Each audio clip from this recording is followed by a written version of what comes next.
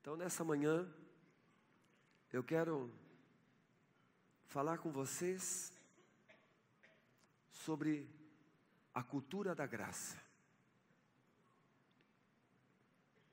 Eu vou usar aqui a vida de Davi para falarmos da cultura da graça. Quando nós chegarmos na eternidade, vamos ter que conversar com Davi, que a gente desnudou Davi nessa conferência, né? O Espírito Santo fez isso, ó. Sabe por quê? Aí você fala, então a gente não pode ver mais nada de bom em Davi? Não, engano. Isso é a palavra de Deus. Quando você pega os heróis da fé, e você vê lá em Hebreus que diz assim, Leandro, homens dos quais o mundo não era digno, você pensa num super-homem, você pensa no National Kid, você logo já pensa no Ultra Seven, no robô gigante, você pensa nisso, né? Você pensa logo no multi-homem, ó, você pensa logo no Vigilante Carlos, não é vocês aqui que eu estou falando, todos vocês pensam, né? Vocês sabem do que eu estou falando, não sabe? Quem tem menos de 30 anos sabe do que eu estou falando aqui, né? Sabe nada. Mas a gente pensa nesses heróis da fé.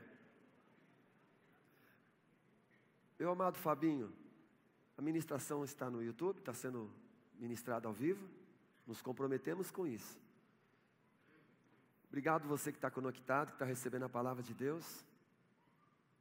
Ontem eu recebi uma mensagem de um homem, de um querido amado na Bahia, lá numa ilha. Ele me disse que foi libertador para a vida dele, a ministração de quinta-feira de manhã, sobre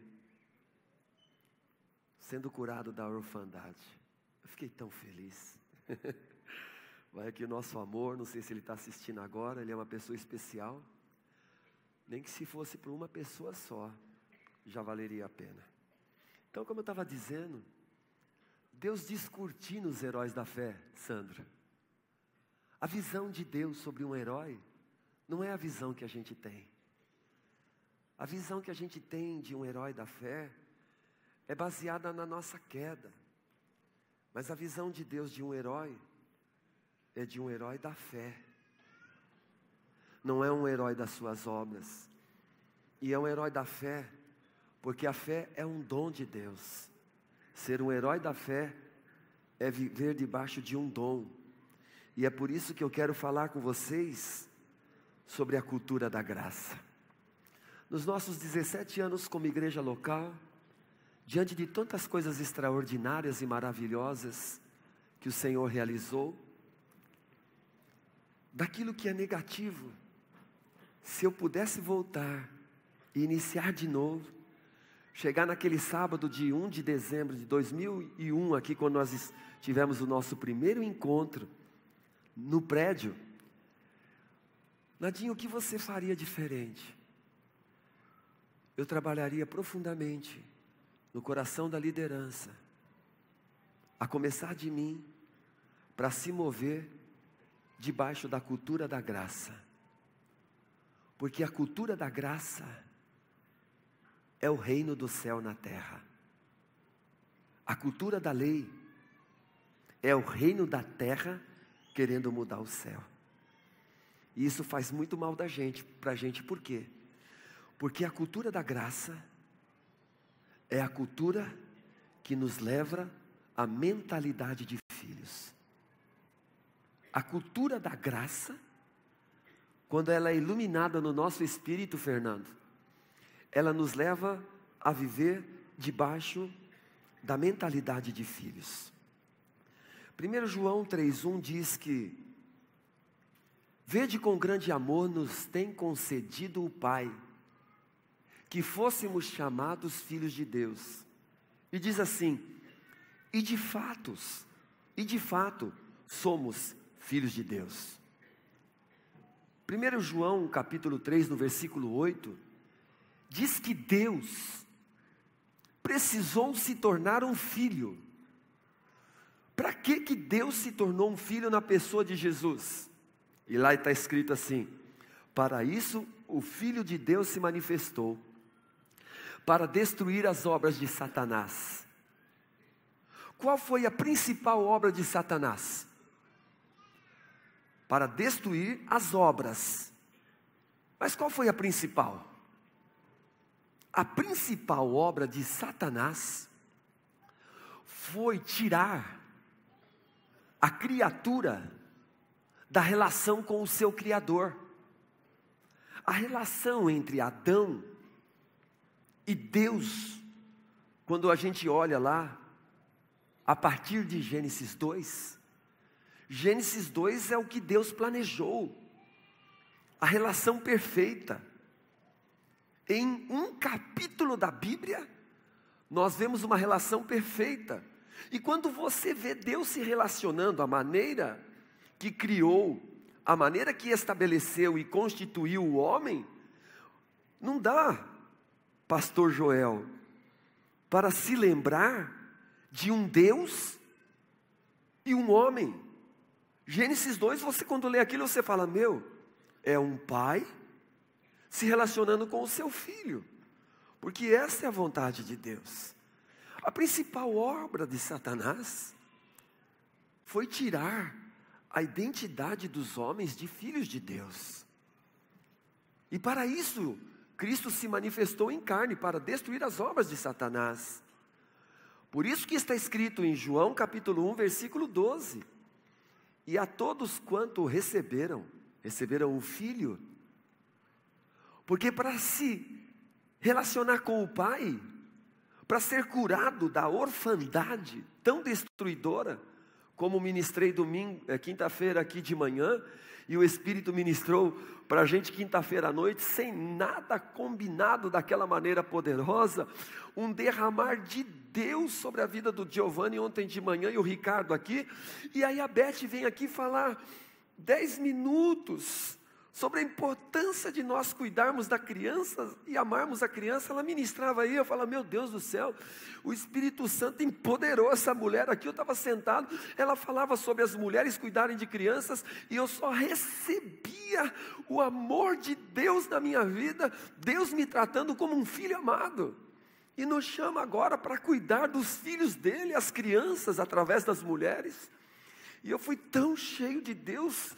Irmãos, a Bíblia diz que tem profeta que não tem valor na sua própria casa, pois eu quero dizer para vocês, o Espírito Santo se moveu tão poderosamente na vida da minha esposa, que essa profeta lá do meu lar, essa profeta que eu deito com ela, durmo com ela, tal, teve muito valor, porque foi poderoso. Eu falei, Deus, o que é isso? Estou vendo teu Espírito Santo se mover. Então, irmãos, o auge da graça, o auge da cultura da graça é vivermos como filho. Esse é o auge da cultura da graça.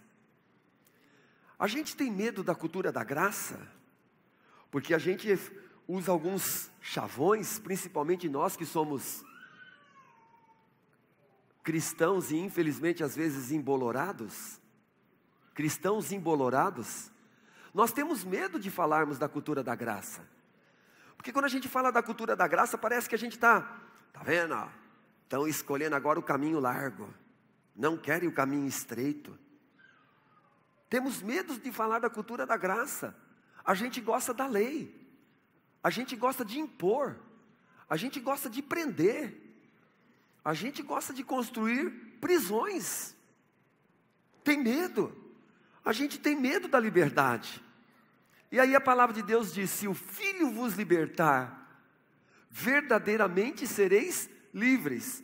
E aí quando a gente vai em João, capítulo 1, versículo 17 e versículo 18, há uma notícia tremenda para a gente.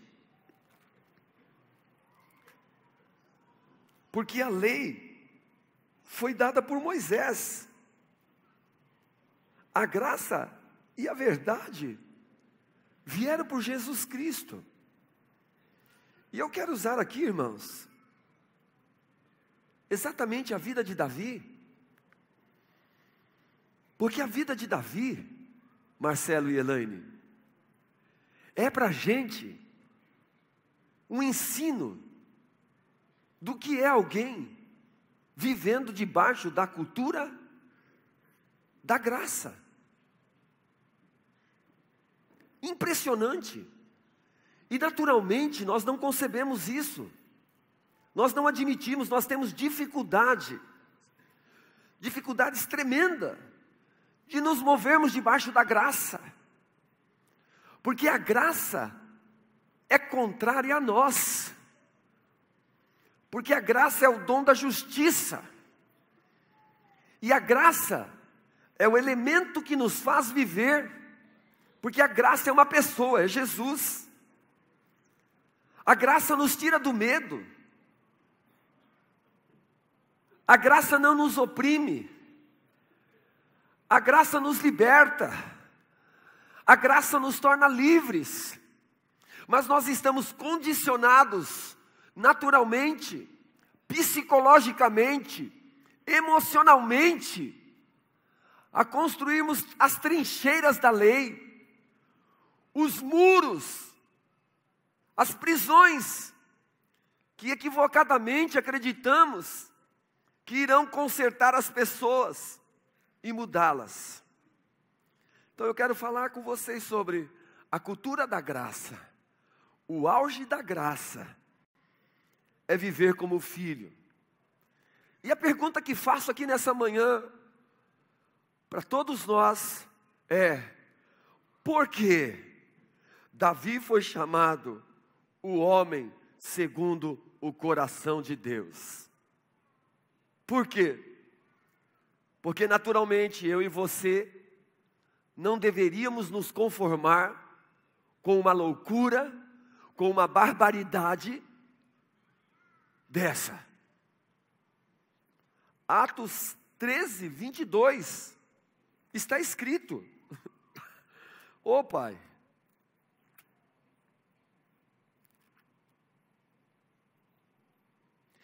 E quando este foi retirado, lhes levantou como rei a Davi. Quando Saul foi retirado, por que Saul foi retirado? Saul foi retirado? Isso aqui é a conferência, meus irmãos. Santo Deus, corpo da gente. A mente, né? Mas eu recebo o poder no meu homem interior para a transformação da minha mente aqui, renovação da minha mente, para comunicar a palavra de Deus livremente e em paz aqui nessa manhã. Amém? Quando Saul foi retirado, Deus levantou o rei Davi. Sabe por que Saul foi retirado? Porque ele não esperou o profeta para acender o sacrifício para uma guerra. Ele não era um rei bom. Ele não andava debaixo de unção. Mas se nós olharmos naturalmente, o que ele fez? Acendeu um fogo. Porque você acendeu o fogo, porque você fez algo errado, passou de você o reino. O rei Davi, a qual também deu testemunho e disse: achei a Davi, filho de Jessé. Opa, anote aí. Achei a Davi, filho de Jessé. Que Jessé? Jessé, pai de Davi. Que pai? Aquele que nem contou o filho. Aquele que nem lembrou do filho. Para dizer: eu tenho mais um filho aqui que pode ser rei, como nós ouvimos quinta-feira à noite. Tem mais um aqui. E aí, não falta ninguém? Pô, todos os filhos estão aqui. O profeta dentro da casa dele para ungir um rei. Já tinha passado o reino de Saul. Ah, tem um menor. Aí o profeta disse que ninguém se sente antes que Davi chegue. Por quê?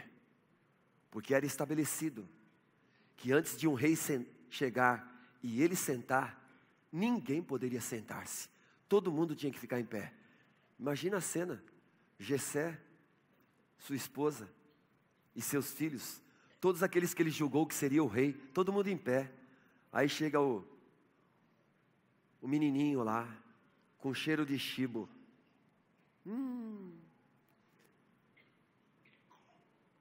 O profeta olha para ele. Esse aí. Esse é o cara. Esse cara é Davi. Olha 1 Samuel capítulo 13, versículo 14. Que o Espírito Santo nos leve nesse dia, nessa manhã, a avaliações profundas e há transformações profundas no nosso ser. 1 Samuel capítulo 13, versículo 14.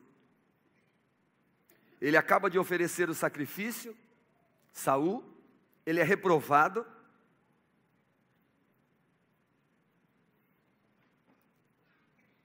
O profeta diz a ele: agora não subsistirá o teu reino.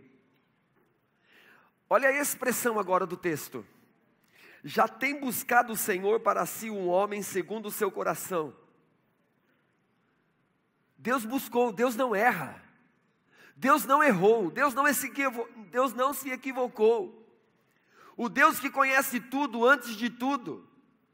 O Deus que formou Saul e Davi no ventre da mãe. E antes deles serem conhecidos pelos homens, antes dos sintomas no corpo da mãe, Deus já os conhecia, como conhecia a mim e a você. Você que pensa enganadamente que não deveria ter nascido, porque você nasceu fruto de uma balada de um homem e de uma mulher, fruto de um homem dopado, fruto de uma mulher debaixo de espíritos malignos, e numa relação sexual você nasceu. Aí você disse, houve um erro, houve um aborto, mas eu quero dizer não, para você, do ponto de vista de Deus, não. Deus planejou assim, porque antes do espermatozoide do teu pai e do óvulo da tua mãe, está escrito na palavra de Deus, que antes que eu e você estivéssemos no ventre da nossa mãe, o Senhor já nos conhecia e conhecia todos os nossos dias. Então por que isso aconteceu comigo, pastor? Aconteceu para você ser uma manifestação e uma carta escrita do que seja a graça de Deus que se derrama trazendo salvação a todos os homens. Por que Davi foi chamado o homem segundo o coração de Deus? Por quê? Anote a resposta. Porque Davi viveu a cultura da graça. Davi viveu no Velho Testamento a cultura da graça. Ou seja, como filho. Primeiro exemplo, que vai nos mostrar como Davi viveu debaixo da cultura da graça, está registrado em 2 Samuel, capítulo 9. Ele já tinha sido estabelecido rei. Saul havia morrido no final do livro de 1 Samuel. E Davi começa seus trabalhos como rei. E ele tem uma atitude em 2 Samuel, capítulo 9. Nós vamos ler alguns textos nessa manhã um pouco longo. Tenha bastante atenção para você não se perder. Então esse rei agora, como o senhor Bolsonaro vai assumir em janeiro, Deus destitui um péssimo rei, um péssimo presidente, aos olhos dele, corrupto, e agora põe um novo que vai mudar a história. Aí põe Davi. O que ele faz? Versículo 1 de 2 Samuel 9. E disse Davi: há ainda alguém que ficasse da casa de Saul? Há ainda alguém que ficou da casa daquele homem que viveu a sua vida me perseguindo? Que ele era um rei e que ele perdeu a unção de rei. E foi derramada a unção de rei sobre a minha vida, porque Samuel foi na minha casa. E eu vivi durante muito tempo em posição como um rei. E as pessoas nem sabiam, porque eu já tinha sido ungido.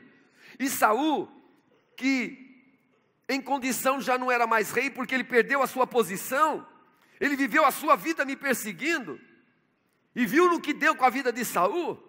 Aí ele assume o reino, e diz assim: há ainda alguém que ficasse da casa de Saul, para que lhe faça bem por amor de Jonatas? Ou seja, onde está o neto de Saul? Onde está o neto do meu opressor? Onde está o neto daquele que tanto me fez mal? Começa a reforma. É como se fosse mais ou menos assim. Em janeiro, em rede nacional, o presidente do país dissesse assim: escuta, onde está o neto do antigo presidente? Existe o neto do antigo presidente? Queremos saber. E aí o que Davi faz com esse neto? Versículo 3. Não há ainda algum da casa de Saul para que use com ele de bondade de Deus?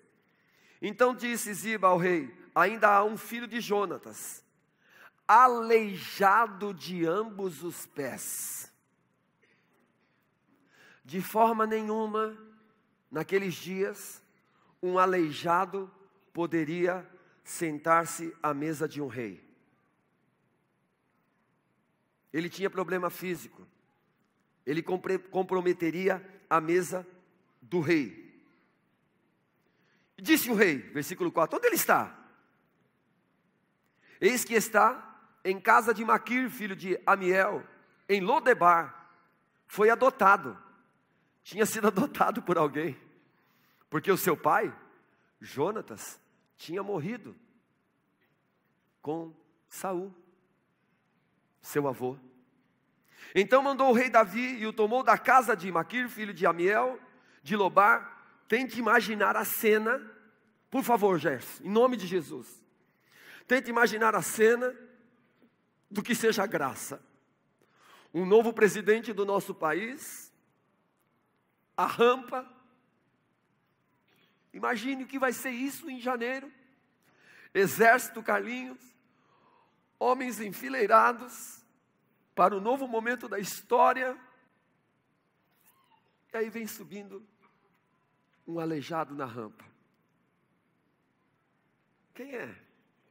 Neto de Saul.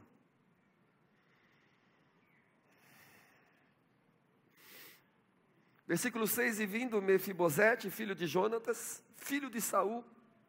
Olha como a Bíblia vai mencionando, a palavra de Deus vai mencionando a graça. A Davi se prostrou com o rosto por terra, afinal de contas ele estava diante de um rei. Ele trazia nas suas costas a sua fama de condenação. Provavelmente, a Bíblia não diz, mas provavelmente contaram tudo para ele, Fábio. Quem foi seu avô? Seu pai foi um grande amigo do rei, Jonatas. Seu pai fez aliança com o rei. Mas o teu avô, ele abortou toda essa relação. Ele foi um inimigo dessa relação entre vocês. Imagina a cena de tudo isso, meus amados. Já pensou nisso aí? É como se Bolsonaro fosse super amigo e tivesse feito aliança, por exemplo, com o filho do Fernando Henrique, com o filho do Lula, da Dilma. E diante de todos os acontecimentos loucos de Saul, o que esse cara faz? Diante de todo aquele peso, e diante de por estar diante do rei, ele se prostra em terra. E Davi disse: Mefibosete. Você sabe o que quer dizer o nome de Mefibosete? Meu filho Guilherme me lembrou agora de manhã. Mefibosete. Vergonha destruidora. Vergonha destruidora. Eu quero dizer para você, nessa manhã, muitos Mefibosetes espirituais serão sarados e curados para a glória de Deus. E serão restaurados na mesma condição que esse filho de Deus chamado Mefibosete, aleijado, marcado, vergonha destruidora, neto de Saul. Os mesmos acontecimentos espirituais já estão sucedendo aqui nessa manhã e nesses dias, porque Deus está derramando sobre nós a cultura do céu. A cultura do céu é a cultura da graça. E disse-lhe Davi: não temas, porque de certo usarei contigo de beneficência por amor de Jonatas, teu pai. Te restituirei todas as terras de Saul. Olha só, olha os termos. Vê se isso não é a obra da graça. Te restituirei todas as terras. O que Deus deu para o homem? Domínio da terra. O que Davi faz? Restitui domínio da terra para Mefibosete.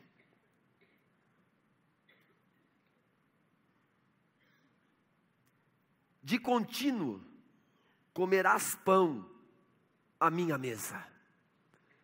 O indivíduo não podia chegar aleijado na mesa do rei, porque ele era visto. Mas na mesa do rei, irmãos, tinha uma toalha longa que cobria os pés de todos aqueles que se assentavam à sua mesa.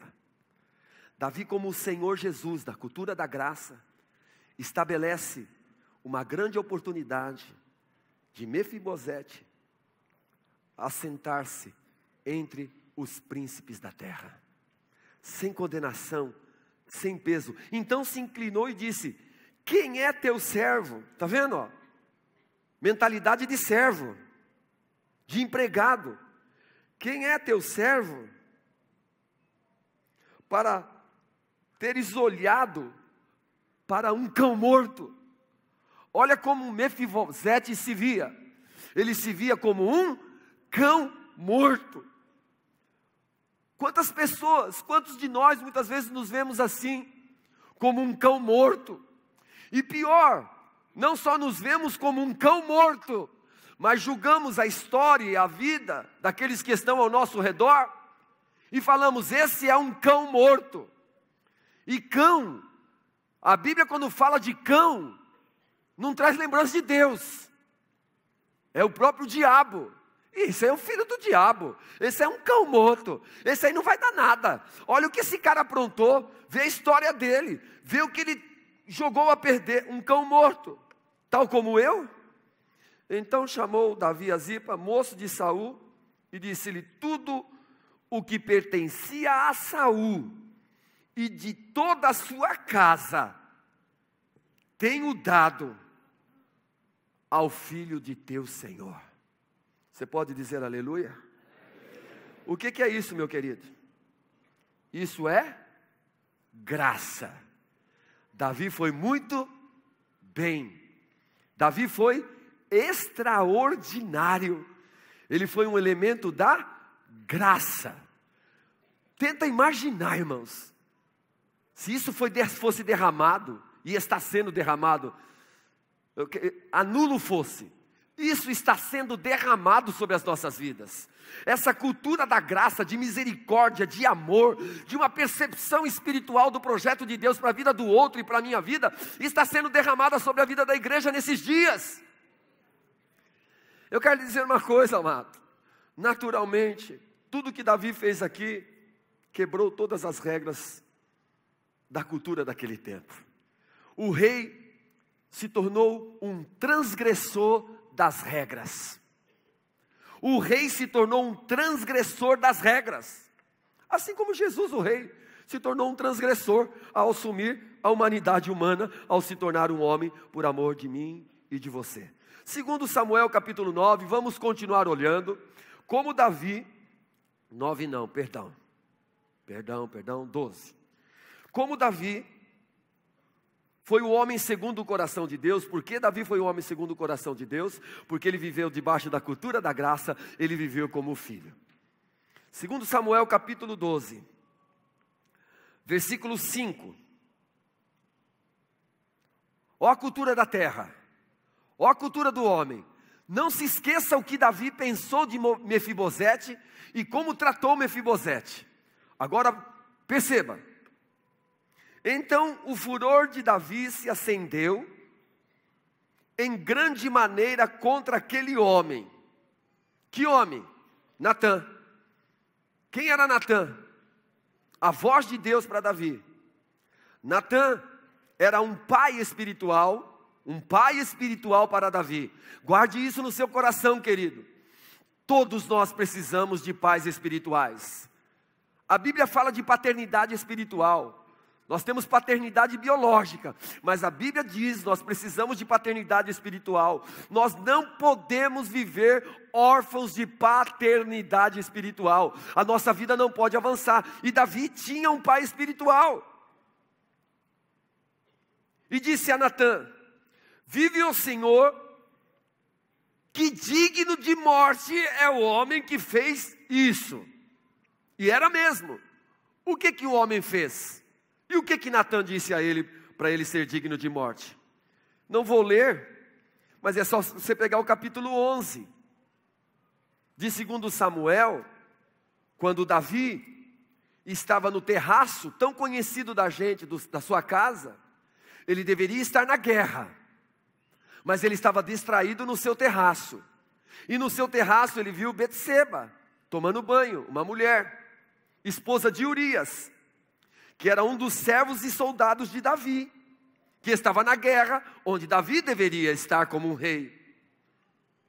Aí quando ele viu aquela mulher, distraído no seu terraço, um ser humano, usou de autoridade como rei, trouxe aquela mulher para o seu quarto, trouxe aquela mulher para a casa real, trouxe aquela mulher para as recâmeras do rei, onde se bebia o vinho com ele, e se relacionou fisicamente com aquela mulher. Se você estudar o tema, você verá que ele literalmente a violentou, porque depois dela ter passado o tempo da sua imundícia, um tempo de determinadas horas depois de um relacionamento sexual, ela se purificou. A Bíblia diz que ela voltou para sua casa. E voltou para sua casa e os dias se passaram. Ela começou a perceber algumas mudanças no seu corpo. Foi uma relação sexual, foi um adultério, que não apenas trouxe prazer para Davi, e provavelmente muita tristeza, e agravo no íntimo do coração daquela mulher, aquela violência, mas daquela relação gerou um filho. Diante da tal notícia, que ela manda dizer a Davi, um homem que ainda não tinha a sua orfandade resolvida, as marcas daquilo que gerou no coração dele o relacionamento com seu pai Jessé. Nós estudamos isso quinta-feira, não dá para falar hoje aqui, está tudo na internet para você ouvir, você vai aprender, entra no nosso site. As características e as manifestações daqueles que não têm resolvido, não é daqueles que não resolveram, mas daqueles que não têm resolvido, porque as coisas estão sendo resolvidas, não foram totalmente resolvidas na vida de todos nós que estamos aqui. E aí, diante daquele manifestação que explodiu inexplicavelmente na vida de Davi, na sua área sexual, porque esse é um dos problemas daquele que não tem a sua orfandade resolvida, ele tem problemas sérios na área sexual. Nós ministramos aqui todos os efeitos: adultério, prostituição, frigidez, leviandade, e uma série de barbaridades. E se você for olhar quantos crimes acontecem na nossa nação, quantas coisas acontecem baseado simplesmente nessas questões dos relacionamentos sexuais. E consequentemente ele se encheu de medo, porque quem também não vive em orfandade, na cultura da graça, vive na cultura da lei, vive debaixo do medo. E o medo fez com que ele matasse o esposo daquela mulher, Urias. E aí, diante disso, o profeta comparece a ele e conta uma parábola. Olha, o que você acha se um homem tivesse 1000 ovelhas e o outro tivesse uma ovelhinha só? E aquele homem que tem 1000 ovelhas, um determinado dia, o proprietário daquela única ovelhinha sai para um lugar distante. E aquele que tem 1000 ovelhas, vendo aquela ovelhinha, deixa as suas 1000 ovelhas, vai lá e pega a ovelhinha do outro. Aí Davi diz assim: esse cara, ele tem que morrer, e aí ele usa a lei dos homens, e devolver 4 vezes mais. Essa era a lei dos homens. Percebeu agora ele usando a lei dos homens? As regras? Aí Natã falou assim: você é esse homem. Só isso. Ele não tinha enxergado. Você é esse homem. A ovelhinha, Betseba. O homem que só tinha uma ovelhinha, Urias. O homem que tinha 1000 ovelhinhas, você se deitar, Davi, se você se deitar com uma mulher por dia, você vai levar quase 3 anos para voltar a deitar com a outra, de tanta mulher que você tem, suas mulheres e as concubinas. Parou para pensar nisso? Parou para pensar nisso? Oh, Davi diz algo sério, irmãos. Ele diz assim: pela cordeira tornará a dar quadruplicado, porque fez tal coisa e não se compadeceu. Vocês concordam, irmãos, que ele não se compadeceu? Vocês concordam que o que ele fez foi um absurdo? Vocês concordam que aquilo ali era digno de profunda repreensão? Ele teve as consequências de todo o seu pecado, ok? Ele teve as consequências. Mas a questão aqui é como Davi e Deus trataram essa questão do seu pecado. O ponto aqui é como Davi e Deus. Porque às vezes a maneira, Rony, que Deus trata conosco as nossas questões e como nós tratamos com Deus, será irrecompreensível para aqueles que estão ao nosso redor. Será um absurdo, irá nos irritar. Ei, nós estamos falando aqui de que Deus tirou um rei, porque era uma monarquia, mas nós estamos acostumados aqui com o presidencialismo. Então vamos dizer, Deus tirou um presidente e disse que achou agora um presidente segundo o coração dele, que iria cumprir tudo aquilo pelo qual ele chamou. E esse cara vem aqui, esse presidente, ele simplesmente pega a esposa do seu servo, se relaciona com ela, e se não bastasse isso, manda o outro servo matar o seu servo, ainda arruma cúmplices para o seu crime. Ei, irmãos, que desordem de reino é essa? Que justiça é essa? Que paz é essa? Que bondade é essa?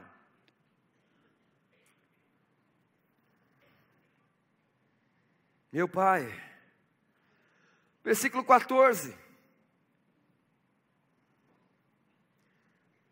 O filho vai morrer. O profeta disse ao filho que nasceu vai morrer. Imagina a cabeça de Davi agora. Sabe o que Davi faz, irmãos? Não vai dar para a gente ler, mas versículo 16 do capítulo 12 diz que ele buscou a Deus pela criança. Jejuou Davi e entrou e passou a noite prostrado sobre a terra. Então os anciãos da sua casa se levantaram e foram a ele para o levantar da terra. Porém ele não quis, não comeu pão. Sucedeu que ao 7º dia não comeu pão, estava na terra, não se banhou, estava buscando a Deus pela vida da criança. Sucedeu que ao 7º dia morreu a criança. Temiam os servos de Davi dizer-lhe que a criança era morta, porque diziam: eis que sendo a criança ainda viva, lhe falamos, e ele não dava ouvidos à nossa voz. Como, pois, lhe diremos que a criança está morta? Ele vai se matar. Ele vai dar um tiro na cabeça. Ele está se sentindo culpado. A hora que falarmos a criança morreu, ele vai se matar. Esse era o temor. Esse era o temor dos homens. Porque é assim que a gente analisa as questões da nossa vida. Nós vivemos debaixo do sentimento de condenação e de culpa. As nossas relações estão baseadas nisso. E aí? Viu, porém, que Davi, no versículo 19, seus servos falavam baixo, e entendeu Davi que a criança era morta. Pelo que disse Davi a seus servos: é morta a criança. Diga assim: é morta a criança. Se você estiver sentindo um pouquinho da situação do horário de verão, as primeiras horas, se você quiser ficar em pé, fique à vontade, viu, querido? É extremamente normal essa mudança de horário, mexe muito com o organismo da gente, tá? Não tem problema. Por isso que eu já estou em pé. É morta a criança? É morta a criança? E eles disseram: é morta. Deixa eu perguntar para você uma coisa. Se você fosse Betseba, o que você diria nessa hora?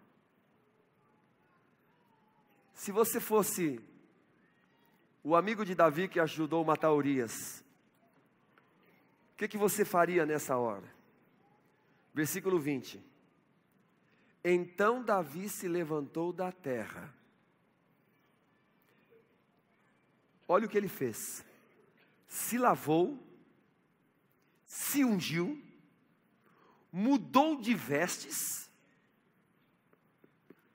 entrou na casa do Senhor e adorou.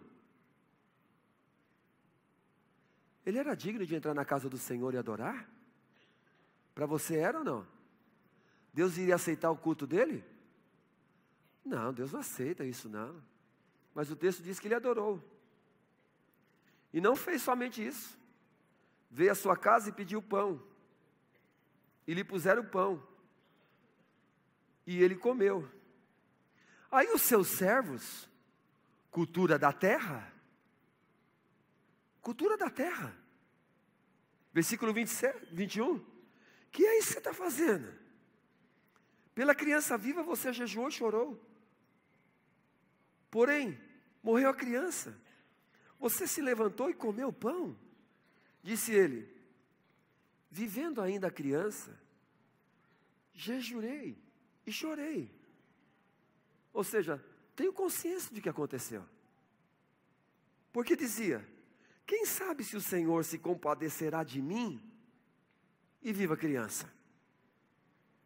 Porém agora que é morta, por que jejuaria eu agora? Poderei eu fazê-la mais voltar? Está dizendo Davi aqui, olha, diante de tudo que eu aprontei, o que eu posso mudar? Você gosta de ouvir isso? Você gosta de ouvir isso? Você está assistindo esse filme? O que isso gera em você e em mim? Eu queria confessar para você, irmãos, isso gera em mim uma indignação com esse indivíduo. Um irresponsável. Um insensível. Eu irei a ela, porém ela não voltará para mim. E versículo 24, mais ainda. Aí ele pega a mulher, a viúva, que perdeu o filho, e entra ela, e se deitou com ela, e teve ela um filho, e chamou o seu nome Salomão, que quer dizer no nome Salomão, paz.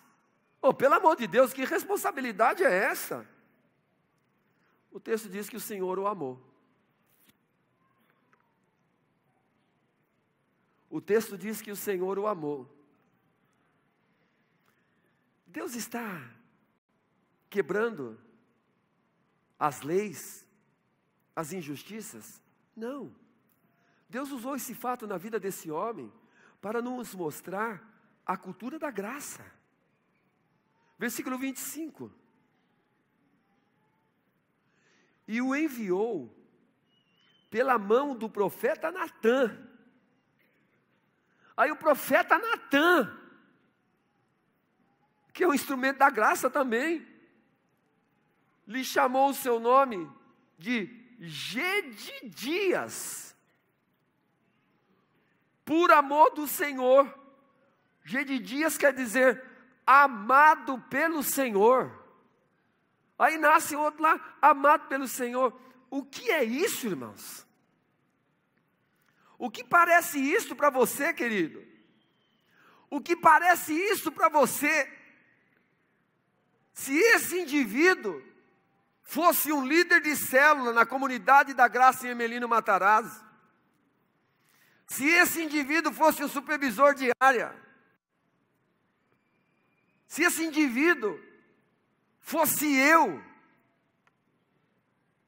o que aconteceu? Qual foi a diferença? A diferença é Salmo 51. A diferença de tudo isso foi nessa esfera, foi nesse ambiente. Foi nesse ambiente, irmãos. O que nós estamos enxergando aqui? A pergunta não é o que nós estamos enxergando. A pergunta é o que nós, Robson e Renata, não estamos enxergando. Porque geralmente nós enxergamos o que estamos enxergando. E geralmente nos movemos baseado naquilo que nós estamos analisando e confrontando e julgando como legítimo, real, verdadeiro e honesto. Nós não estamos aqui nessa manhã, queridos, levantando a bandeira do adultério, da morte, da injustiça. Não, esse é um outro assunto. Da lei dos homens, não, esse é um outro assunto. O julgamento da igreja, do irmão que não anda segundo a doutrina. Temos tudo isso, mas não é disso que nós estamos falando. Nós estamos falando aqui da mentalidade de filho, que é a expressão da cultura da graça. Salmo 51. Irmãos, isso para quem vive debaixo da cultura da lei e de um servo. E como Deus tem usado aqui o meu filho para falar sobre a meritocracia. Nós vivemos debaixo da cultura do mérito. E a cultura do mérito é a cultura da lei. A cultura do mérito é a cultura da terra. E nós pensamos que Deus, Ele tem muito prazer no mérito do homem. Deus não tem prazer no mérito do homem, porque não há mérito no homem que possa satisfazer a Deus. Porque quem vive debaixo da cultura da lei, que é a cultura da terra, ele se relaciona com Deus. Quem vive debaixo da cultura da graça, que é do céu, ele não se relaciona mais com Deus. Ele se relaciona com o seu Pai. Pai nosso que está nos céus, santificado seja o teu nome.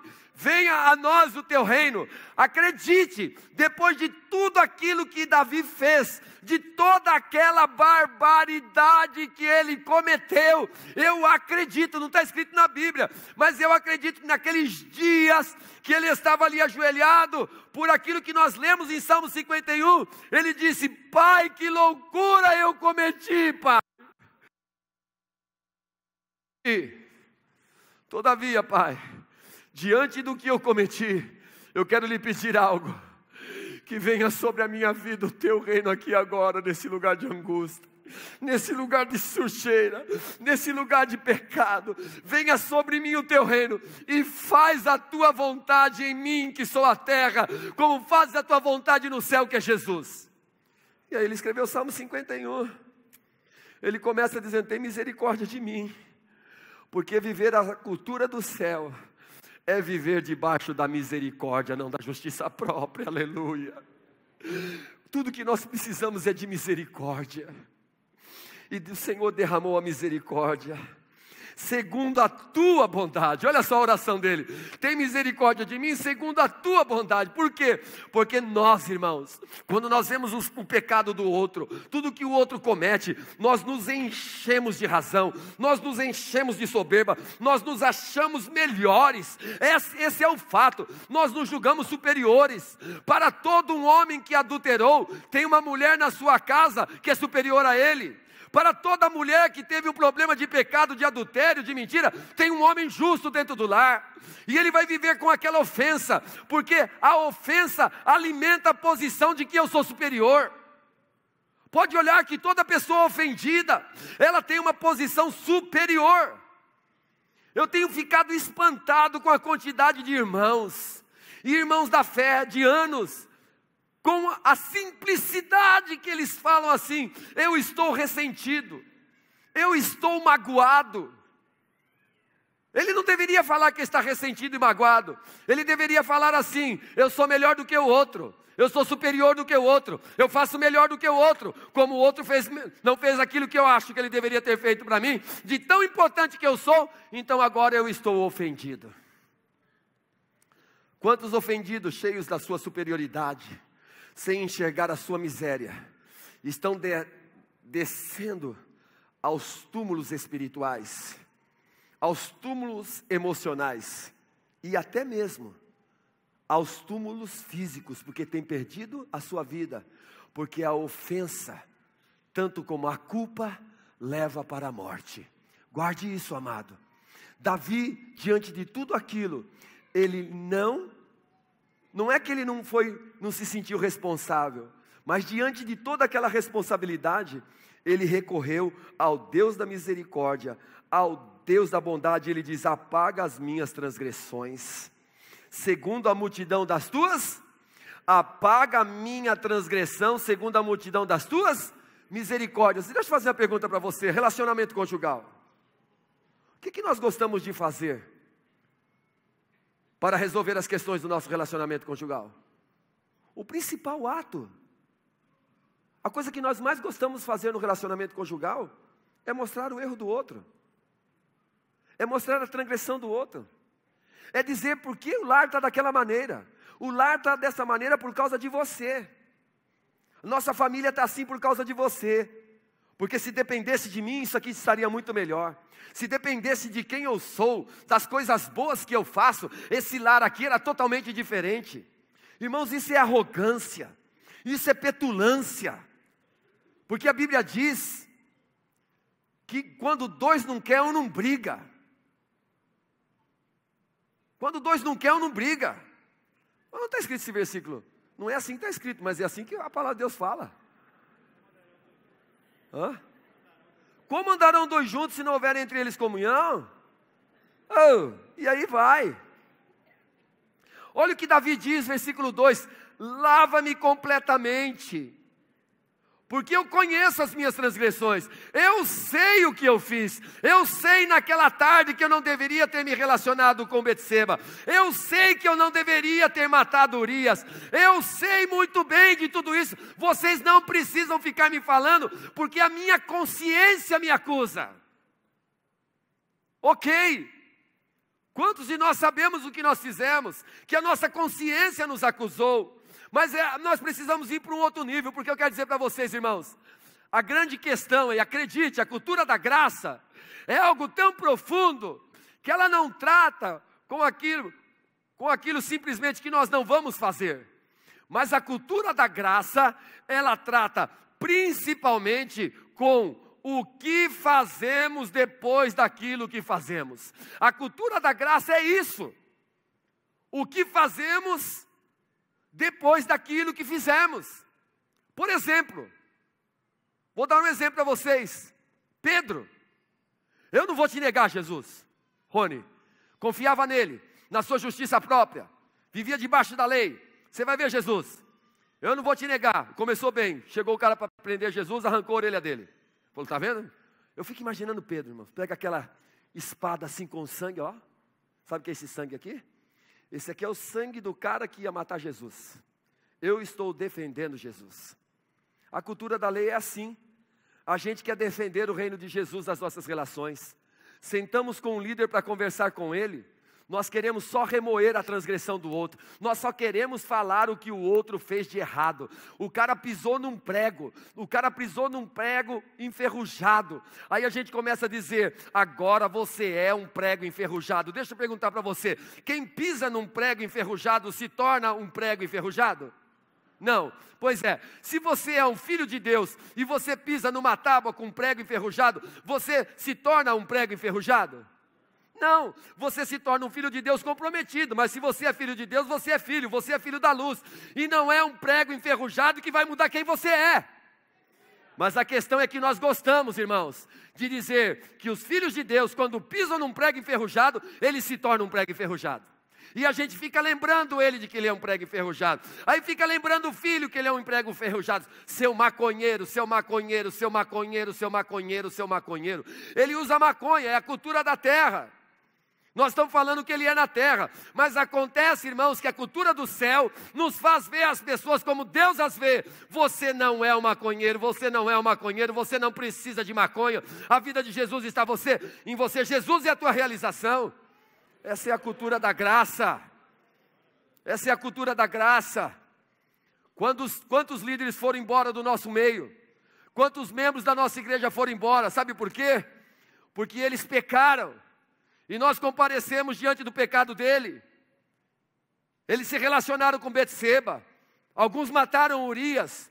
Trouxeram comprometimento para uma geração de filhos. Mataram vários filhos, como Davi. O pecado de Davi matou os seus filhos. A Bíblia diz que foi o pecado de Davi que matou os seus filhos. Aí a gente vai ensinar, não peque, porque se você pecar, os seus filhos vão morrer. E nós estabelecemos uma cultura de medo. Uma cultura de lei, e a lei vai nos levar a pecar, porque quem quiser viver debaixo da lei, caiu da graça de Deus. Nós pensamos, irmãos, que a graça é um lugar onde nós construímos muros que protegem. Eu quero dizer para você, a graça derruba os muros e nos torna pessoas livres. E esse relacionamento com Deus, de amor, de arrependimento, nos liberta do pecado. Santidade é viver um relacionamento profundo com Deus.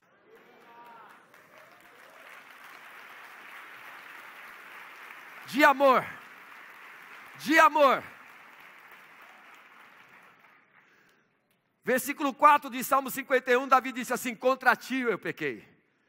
Ele pecou contra a sociedade, mas do ponto de vista dele, ele tinha pecado contra Deus. O meu pecado está sempre diante de mim. Ele reconhecia quem ele era. Ele vivia de uma certa forma na graça, mas tinha requisitos da lei dos dias que ele vivia. Oh, versículo 7. Olha agora. Purifica-me com isopo. Ficarei puro. Lava-me. E ficarei mais alvo do que a neve. O marido aprontou, foi injusto. Tem sido um canalha com a esposa. O Espírito Santo de Deus vai e traz o arrependimento no coração dele. Ah, Nadim, mas o que é arrependimento? Arrependimento é um dom, amados. Arrependimento, mais do que uma nova atitude, é um dom. Anota para você. O dom do arrependimento gera a oportunidade para a verdadeira restauração. O dom do arrependimento gera a verdadeira oportunidade para a restauração. O dom do arrependimento gera a verdadeira oportunidade para a restauração.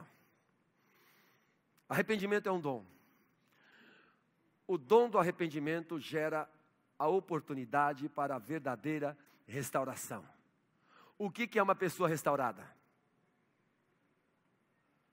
Eu quero falar para você o que é uma pessoa restaurada.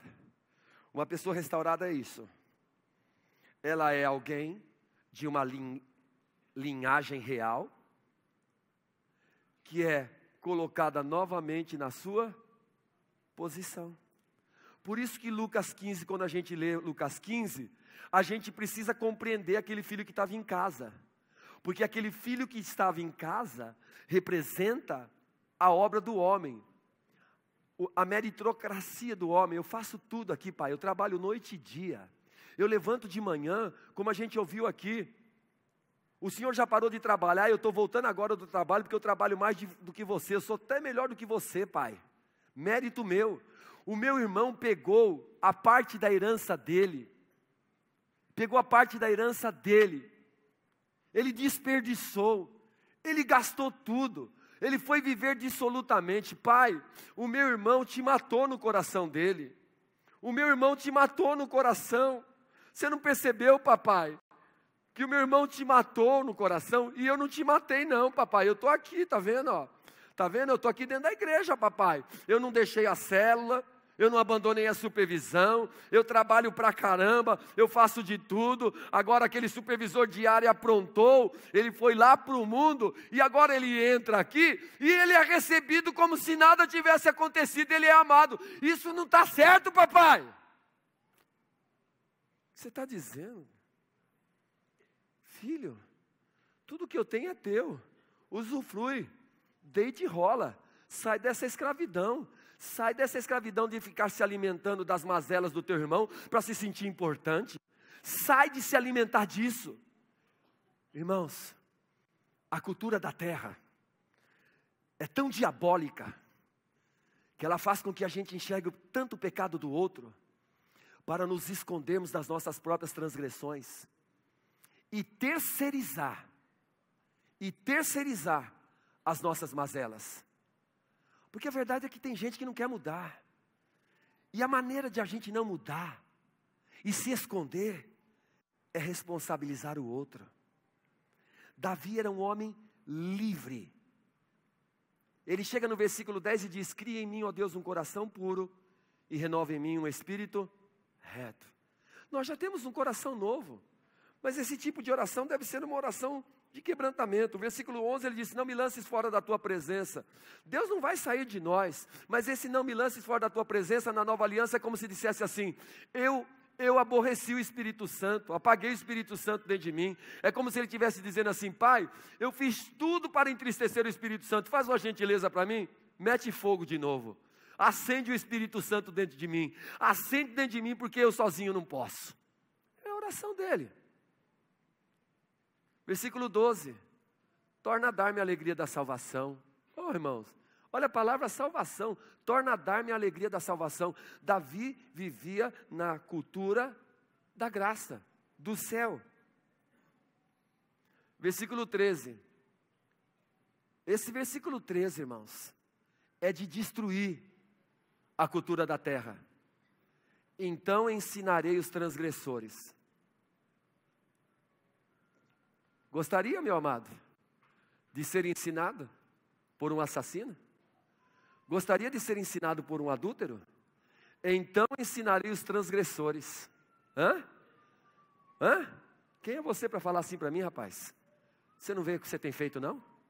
Quem é você, meu? Olha o que você já aprontou aqui. Quem é você? Então ensinarei os transgressores os teus caminhos, e os pecadores a ti se converterão. O que Davi está falando? Senhor, aprontei para caramba, tomo posse do perdão e eu quero continuar na missão. Eu vou continuar na missão. Aí ele chega aqui.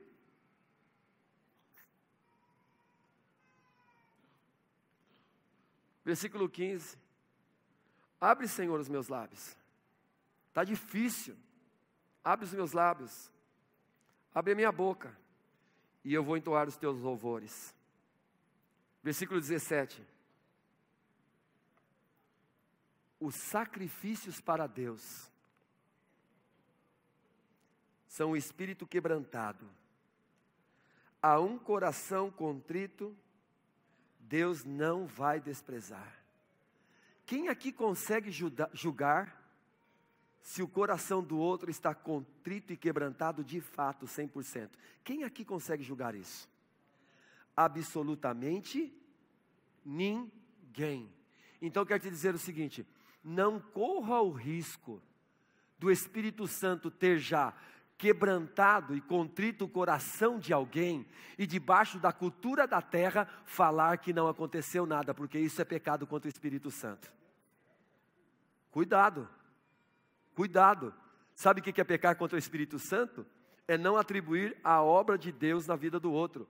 Eu imagino aquela sociedade, irmãos, vendo Davi na sua posição, que ira, que ódio.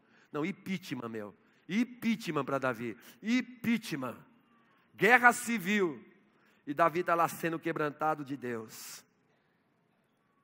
Os sacrifícios para Deus são o espírito quebrantado. A um coração quebrantado e contrito, Deus não vai desprezar. Abençoa Sião segundo a tua bondade, edifica os muros de Jerusalém.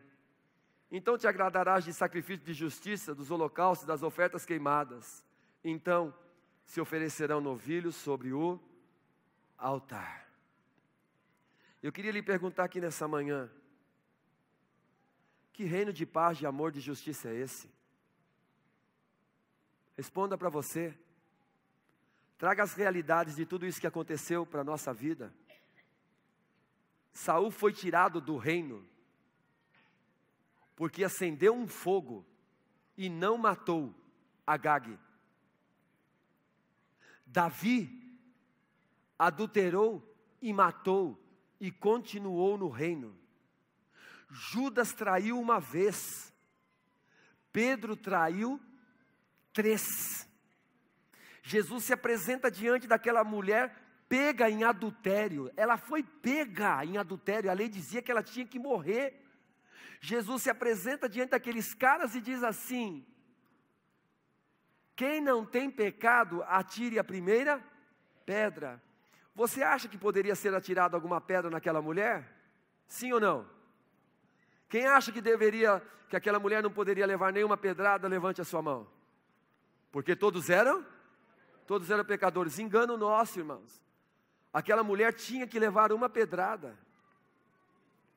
Porque aquele que perguntou, Quem não tem pecado, atire a primeira pedra. Jesus não tinha pecado e ele não atirou a pedra.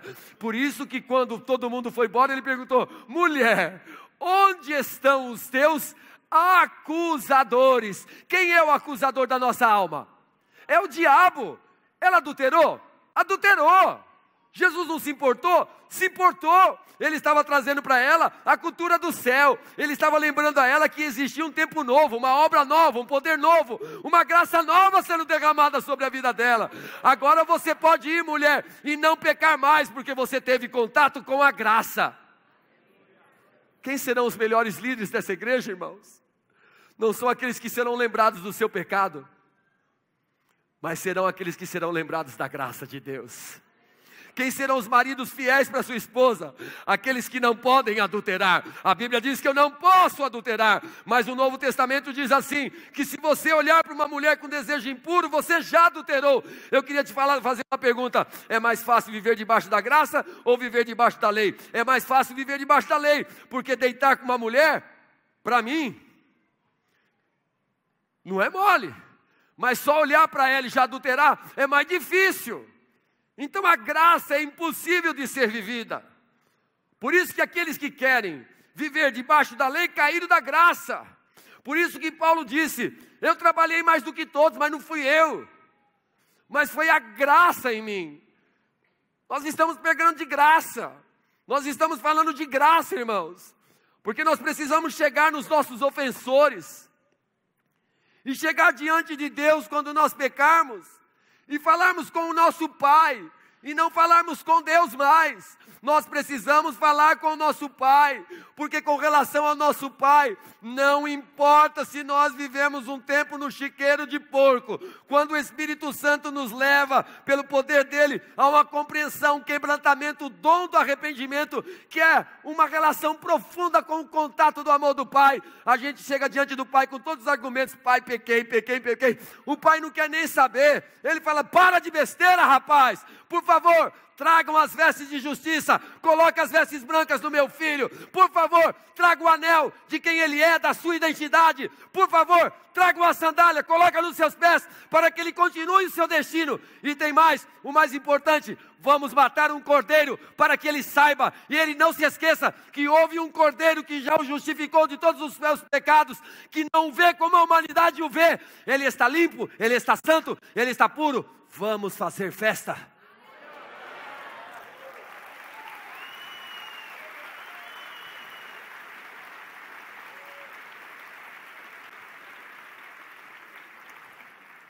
Você vai condenar o teu filho?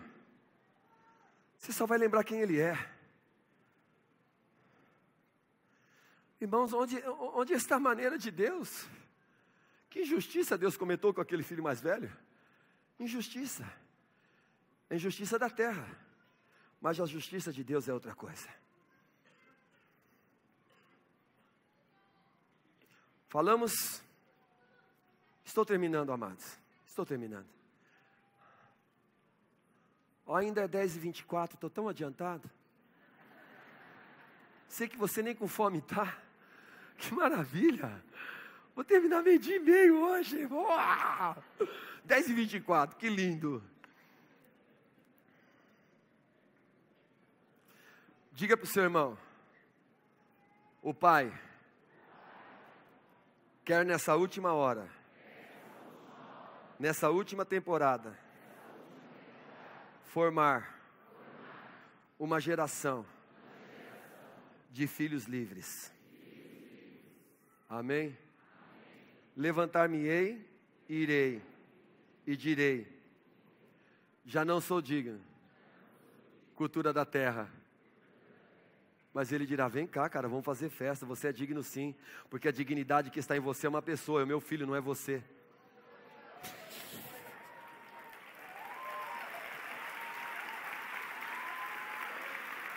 Ei, Leia.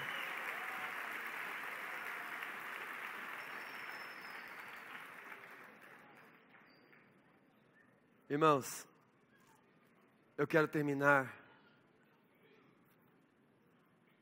porque é um lugar de cura em Deus.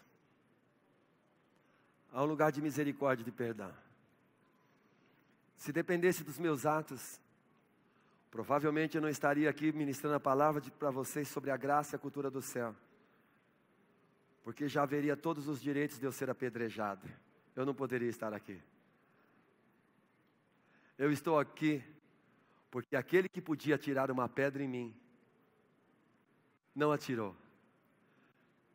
E olha, o Espírito Santo de Deus, Aurici, está chamando a igreja, Nina, chamando a gente, não para ser complacente com o pecado, mas lembrar o outro daquilo que ele já é em Cristo. Deus está trazendo tantos filhos de volta para casa. Todas as igrejas locais vão receber os seus filhos de volta. Aquele filho pródigo que achou que podia viver uma coisa melhor lá fora, o Espírito vai fazer ele cair, ele vai voltar. E sabe o que ele vai voltar? Alguns virão porque alguém estará chorando, buscando ele, indo visitar. Outros virão, sabe por quê? Porque ele estará lá no motel. Ele sairá correndo lá do motel casado e virá aqui encontrar-se com a sua esposa, porque o Espírito Santo fez ele cair em si. Outros virão e voltarão, arrebentaram com supervisão, e sabe o que o Senhor vai fazer? Vai dar tudo de volta para ele, vai entregar tudinho na mão dele. Querido, cuidado com a cultura da terra, ela é opressora, porque a cultura da terra faz com que nós vivamos culpado e culpemos outro. A cultura do céu, que é a cultura de Davi, faz com que nós vivamos livres para a glória de Deus. As primeiras palavras de um homem e as últimas palavras são as mais importantes. Eu vou terminar aqui, só vou dar referência para você. Não fica preocupado não fique com raiva de mim, você não vai embora 12:30. Talvez alguns irão 14h, porque o Espírito Santo vai querer que fique. Mas já já a gente vai dar aqui o encerramento.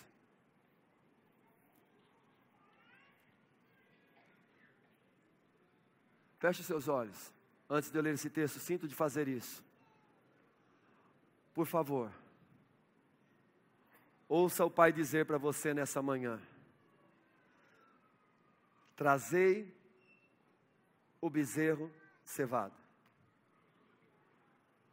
O bezerro cevado que já foi entregue, ele trata com as nossas culpas, ele trata com os nossos pecados. Amém? Abra teus olhos, só para depois você estudar na tua casa. Eu fui lá estudar, qual foi a primeira palavra de Davi? Foram na casa dele, ungiram ele. Mas a primeira palavra de Davi, 1 Samuel 17:22. Ele vai lá na guerra e encontra os seus irmãos e fala: e aí, vocês estão bem? Olha só, olha a cultura da graça. Não se desvie, por favor, vocês que estão aqui à frente, por favor, não deixem de ouvir isso. Davi disse assim, ó, ele chegou naquela batalha, Golias estava afrontando o exército de Deus, como disse Rick ontem de manhã.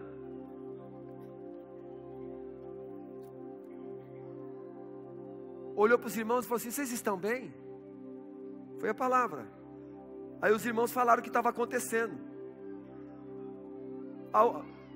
Após essa palavra, vocês estão bem? Sabe o que Davi disse? Quem é esse incircunciso para afrontar o exército do Deus vivo? Olha o nível de relacionamento que ele tinha e percepção espiritual de paternidade. Se por um lado ele precisava ser curado da orfandade natural, olha o nível de percepção espiritual que ele tinha. Primeiras palavras: vocês estão bem? Vamos aprender com o rei Davi a cultura do céu. Você está bem, Rony? Teu filho está melhor, amado? Está melhor, glória a Deus. Oh, Nadinho, pequei, pisei na bola. Tratando com uma pessoa outro dia: irmão, vou fazer uma pergunta para você. É só um exemplo. É só um exemplo. Por favor, vou usar o exemplo do meu filho para não ofender ninguém. Senhor guarde. Quero dar um exemplo. Meu filho é casado, pai de filho, é um ministro, é um pastor, é um servo do Senhor. Uma loucura como Davi. Uma loucura. O diabo entrou, enganou, fraco, sai do trabalho, em vez de ir para casa, para ali na Trabalhadores, encontra uma mulher, começa a conversar com uma mulher, vai ministrar sobre a vida da mulher, é envolvido por aquela situação, cede ao pecado, cai em adultério. Chega desesperado na minha casa dizendo: Pai, amo minha família, amo Deus, amo minha esposa, acabei de cometer esse pecado, Pai. Misericórdia que eu fiz. É sábado, tem vida vitoriosa, à noite. O tema é o Espírito Santo e é você que vai falar. Ele poderia falar sobre o Espírito Santo naquele sábado à noite? A cultura da terra ele poderia? E a cultura do céu? Por que ele poderia? Porque o Espírito Santo derramou um profundo contato, uma interação com o Pai Celestial. Peso, responsabilidade, temor. Não sou digno. Pois é. O Pai só vai usar aqueles filhos que dizem: eu não sou digno, mas já que você está me dando, eu aceito tudo. Eu quero tudo. Acredite, do ponto de vista humano, não existe aqui ninguém digno. Aqui ninguém é digno da cultura da graça. Mas Deus escolheu assim, Reinaldo. O Pai escolheu assim, Reinaldo. O Pai escolheu assim. E é assim que nós precisamos viver. E é isso que vai trazer liberdade. Isso que vai trazer o fluir desse amor, dessa graça. É isso que vai fazer com que nós não sejamos complacentes com o pecado, mas sejamos apaixonados por todos aqueles que pecam incondicionalmente, e vamos gerar pela cultura da graça um ambiente de amor e de restauração para a vida do outro, em nome do Senhor Jesus. Eu tinha tanta coisa para dizer, mas vamos aqui, as últimas palavras de Davi, e eu termino aqui. Olha aqui, Caio, as últimas palavras de Davi.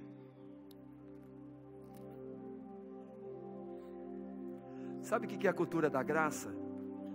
O Espírito Santo está me fazendo perceber, irmãos, como eu ainda vivo muito debaixo da cultura da lei. Ontem, no encerramento da conferência, as minhas prioridades do reino de Deus.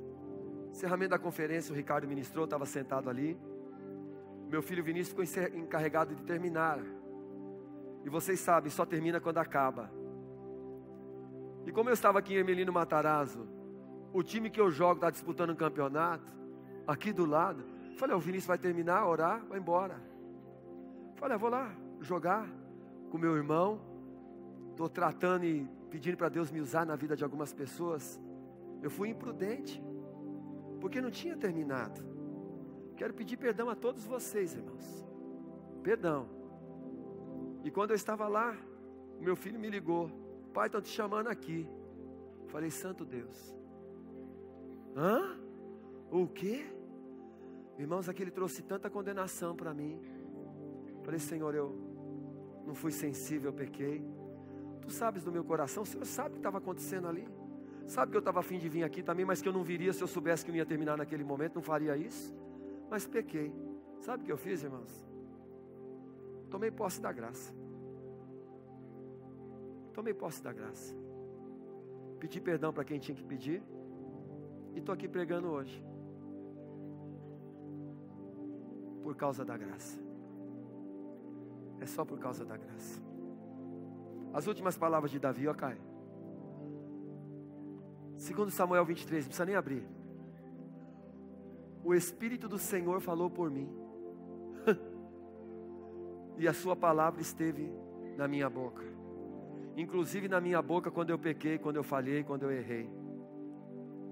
Disse o Deus de Israel, a rocha de Israel a mim me falou. Olha agora, haverá um justo que domine sobre os homens, que domine no temor de Deus. Ele não estava falando dele, ele estava falando, Moisés, do justo que dominava nele. E esse justo que dominava nele, seja E foi em todos os momentos da sua vida, ele diz assim, ó, será como a luz da manhã. Ele estava em trevas por causa daquele pecado, Caia. Mas quando o Espírito falou sobre a vida dele, como a luz da manhã, quando sai o sol da manhã sem nuvens, quando pelo seu resplendor e pela chuva, a erva brota da terra. Ainda que a minha casa não seja tal para com Deus, contudo estabeleceu comigo um concerto eterno, que em tudo será ordenado e guardado, pois toda a minha salvação e todo o meu prazer estão nele, apesar de que ainda não faz brotar. Amém? Amém?